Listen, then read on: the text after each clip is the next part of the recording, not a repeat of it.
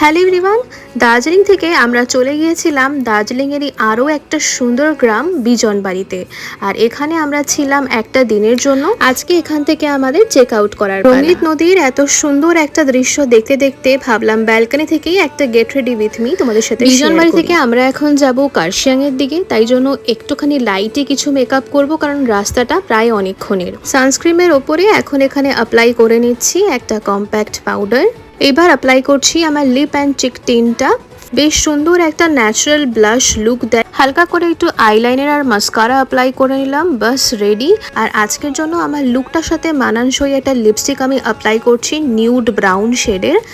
আর আমরা গিয়েছিলাম জুলাই মাসের এন্ডের দিকে, তাই এখানে ভালো গরম ছিল, তাই সোয়েটিংও হচ্ছিল, তাই আমি একটুখানি ফেসটাকে পাফ করে নিলাম। বাস রেডি ফর মাই ডে।